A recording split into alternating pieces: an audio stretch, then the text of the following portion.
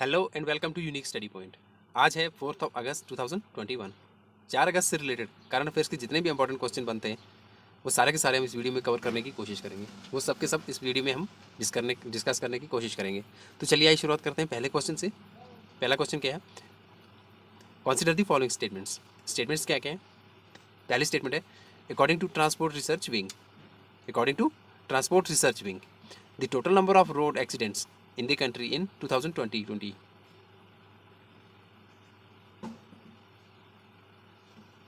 in 2020 is 3,66,138, which is 18.46% less than in 2019. Second statement है, Section 91 of the Motor Vehicle Act 2019 has placed a restriction on the hours of work of drivers operating motor vehicles. Third statement है, Ministry has delegated powers to regional officers of MORTH for technical approval to the detailed estimates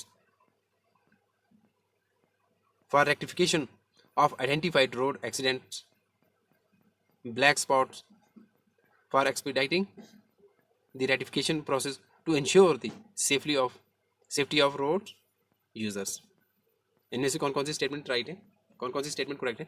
options क्या है? Only 1 and 2 option B, only 1 and 3 option C, only 2 and 3 option D, all of the above. इसका right answer है only 1 and 3। Second statement क्यों wrong है? Section 91 of the motor vehicle act 1988, यहाँ पे क्या दिया हुआ है? Motor vehicle act 2019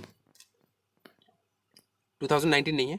section 91 of the motor vehicle act 1988 has placed a restriction on the hours of work of drivers operating motor vehicles. So the right answer is B, only 1 and 3। बढ़ते हैं next question की तरफ। Next question क्या है? Which of the following is correct about juvenile justice amendment bill 2021? किसके about? Juvenile justice amendment bill 2021। पहली statement क्या है? The proposed bill increases the role of district magistrates in child care and adoption. Second statement है, any person agreed by an adoption order of district magistrate में file an appeal before the divisional commissioner. Options क्या हैं? A 1 only, B 2 only, C both 1 and 2, D none of the above. इसका right answer है C, both 1 and 2। दोनों की दोनों statement सही हैं। किसके regarding? Juvenile justice amendment bill 2021। बढ़ते हैं नेक्स्ट क्वेश्चन की तरफ। Consider the following statements regarding manufacturing in the defence sector. Manufacturing in the defence sector, पहली स्टेटमेंट क्या है? The government of India has enhanced FDI in defense sector up to 49% through the atomic route and up to 74% by government route, wherever it is likely to result in access to modern technology or for other reasons to be recorded. Second statement है, innovations for defense excellence, innovation for defense excellence is aimed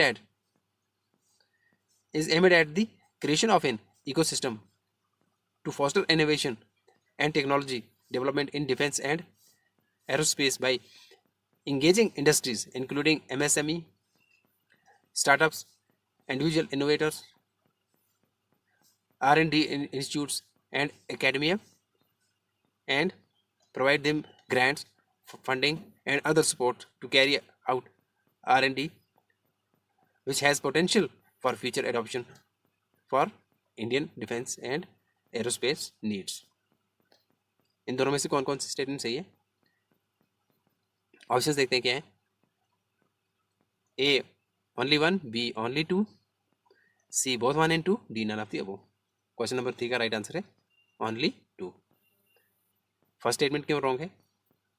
The government of India has launched FDI in defense sector up to 74% through the atomic route and up to 100% यहाँ पे क्या दिया हुआ है, up to 74%, not 49 and 74। यहाँ पे दिया हुआ है 100% by government route where it is likely to result in access to modern technology और for other reason to be recorded. Hope आपको क्वेश्चन समझ आ गया होगा। पहली स्टेटमेंट क्यों रॉन्ग है, आप वीडियो को पॉज करके देख सकते हैं। यहाँ पे जो परसेंटेज दी हुई है ये गलत रॉन्ग है, इसकी वजह से पहली स्टेटमेंट रॉन्ग हो जाती है। So the right answer is B, only 2। बढ़ते नेक्स्ट क्वेश्चन की तरफ। क्वेश्चन क्या है, consider the following statements regarding Pradhan Mantri Jan विकास कार्यक्रम। प्रधानमंत्री जन विकास कार्यक्रम, पहली स्टेटमेंट है the erstwhile multi sectoral development programme MSDP multi sectoral development programme has been restructured and renamed as प्रधानमंत्री जन विकास कार्यक्रम for effective implementation since 2007-8. Second statement है the areas under PMJYK प्रधानमंत्री जन विकास कार्यक्रम, the area under PMJYK have been identified on the basis of monetary population and socio-economic and basic amenities data of census 2011. Third statement is this will assist in lessening the gap between the national average and the minority communities with respect to economical and backwardness parameters. कौन कौन सी statement सही है, option क्या है, only 1 and 2 option B, only 1 and 3 option C, only 2 and 3 D है all of the above. इन तीनों में से कौन कौन सी स्टेटमेंट सही है? क्वेश्चन नंबर 4 का राइट आंसर है ओनली 2 and 3। फर्स्ट स्टेटमेंट क्यों रॉन्ग है? इन द ईयर 2008-9, कब? In the year 2008-9 the government conceived the multi sectoral development programme a centrally sponsored scheme, not 2007-8-9। बढ़ते हैं नेक्स्ट क्वेश्चन की तरफ। नेक्स्ट क्वेश्चन क्या है, consider the following statements regarding the digital payments index. किसके regarding? Digital payments index.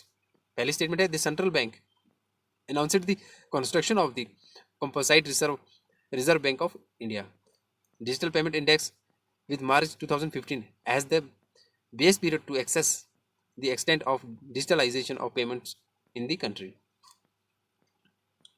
Second statement है the DPI for March 2019 and March 2020 work out to 153.47 and 207.84 respectively, indicating appreciable growth. Third statement है it will be published on RBI's website on a semi-annual basis from March 2021 onwards with a lag of 4 months. With a lag of 4 months. कौन कौन सी statement correct है? Options क्या है?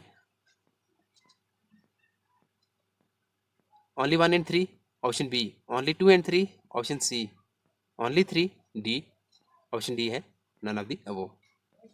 इसका right answer है only 2 and 3। पहली statement क्यों रॉन्ग है?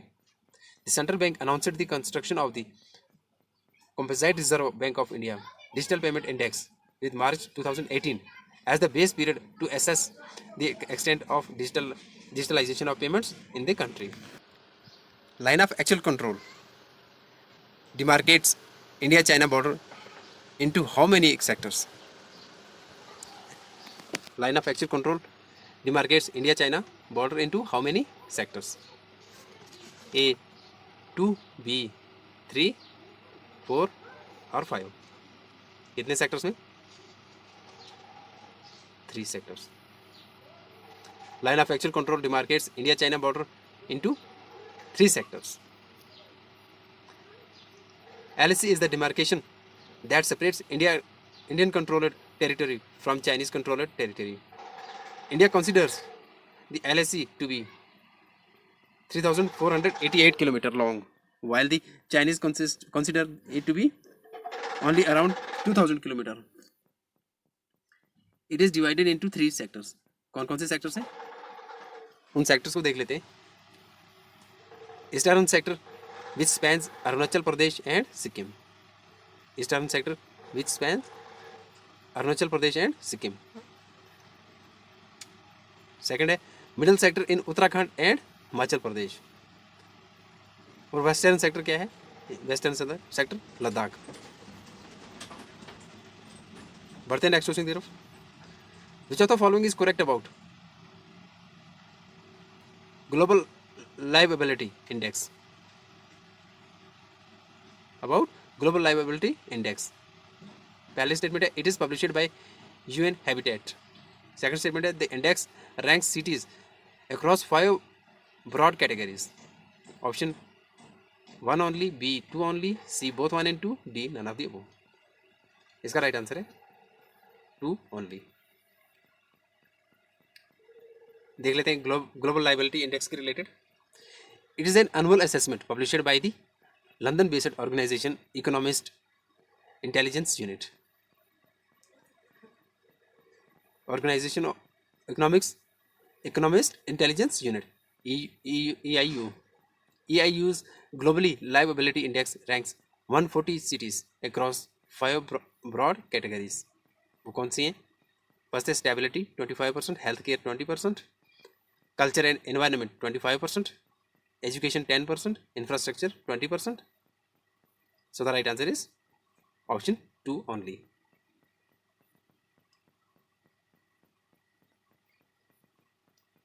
बढ़ते हैं नेक्स्ट क्वेश्चन की तरफ। नेक्स्ट क्वेश्चन क्या है? Inflation expectations survey of households is related by inflation expectations survey of households is released by A Reserve Bank of India, B Niti Aayog, C National Statistical Office, D Ministry of Housing and Urban Affairs। इसका right answer क्या है? Reserve bank of India. It is released by reserve bank of India on a quarterly basis. Next question है in which of the following state defence industrial corridor is established. Which of the following state defence industrial corridor is established. Option A है Karnataka, B Maharashtra, C Telangana, D है तमिलनाडु। इसका right answer है D Tamil Nadu. इस question में थोड़ा देख लेते हैं। The government has established 2 defence industrial corridor, one each in Uttar Pradesh and second in Tamil Nadu. बढ़ते हैं नेक्स्ट क्वेश्चन की तरफ। नेक्स्ट क्वेश्चन है society for innovation and entrepreneurship is an organisation for fostering entrepreneurship under, इसके अंडर आते हैं। Option A IIT Madras, second है IISc, third है ऑप्शन सी है IIT बॉम्बे, ऑप्शन डी है CSIR। इसका राइट आंसर क्या है? Option C IIT Bombay. Society for innovation and entrepreneurship is an organisation for fostering entrepreneurship under IIT Bombay. बढ़ते हैं नेक्स्ट क्वेश्चन की तरफ। नेक्स्ट क्वेश्चन है SIMBEX is naval exercise between India and, इनके दरमियान ये नावल एक्सरसाइज होती है SIMBEX. Option A Malaysia, B Thailand, C Sri Lanka, D Singapore. ऐसे क्वेश्चन बहुत ही ज़्यादा इंपॉर्टेंट है किसी भी कॉम्पिटिटिव एग्जाम्स के लिए। इस तरह के क्वेश्चन बहुत ज़्यादा इंपॉर्टेंट है, ध्यान में रखिएगा ऐसे question. SIMBEX is naval exercise between India and, question number 12, option D. Description में थोड़ा देख लेते हैं क्योंकि बहुत ज़्यादा इंपॉर्टेंट क्वेश्चन है ये। Singapore India maritime bilateral exercise, Singapore India maritime bilateral exercise, SIMBEX की फुल फॉर्म क्या है? Singapore India maritime bilateral exercise. SIMBEX is an annual bilateral naval exercise conducted by the Indian Navy and the Republic of Singapore Navy. The exercise has been held annually since 1994। कब से ये exercise की जाती है between India और Singapore के? 1994 से। बढ़ते हैं नेक्स्ट क्वेश्चन की तरफ। नेक्स्ट क्वेश्चन क्या है? Which of the following is correct about FAME scheme. किसके अबाउट? FAME scheme. पहला ऑप्शन है the scheme was launched in 2015। Second statement है phase second of the scheme is extended for a period up to 2027। Option है one only, B two only, C both one and two, D none of the above. इसका right answer क्या है? Option A, one only. Scheme was launched in 2015। Description में देखते हैं second statement, description में भी second statement को ही देखते हैं। Phase second of the scheme is extended for a period of 2 years, for example up to 31 March 2024, not 27, 2024। बढ़ते हैं नेक्स्ट क्वेश्चन की तरफ। Starliner space capsule, Starliner space capsule recently in news has been developed by, बहुत ही important question है। Starliner space capsule recently in news has been developed by, option A SpaceX, option B blue horizon, option C Boeing, option D Airbus. इसका right answer है option सी, Boeing. Description में देख लेते हैं क्योंकि बहुत ही इंपॉर्टेंट क्वेश्चन है ये। Boeing Starline is one of two US space craft. ये क्या है? US space craft tasked by NASA with transporting astronauts to and from the International Space Station. The vehicle is expected to help usher in a long era of private taxi services operating just above the earth. कहाँ पे? Operating just above दी अर्थ। बहुत ही important question है। So guys आज की video में बस इतना ही, मिलते हैं नेक्स्ट वीडियो में। तब तक के लिए अपना ख्याल रखिए।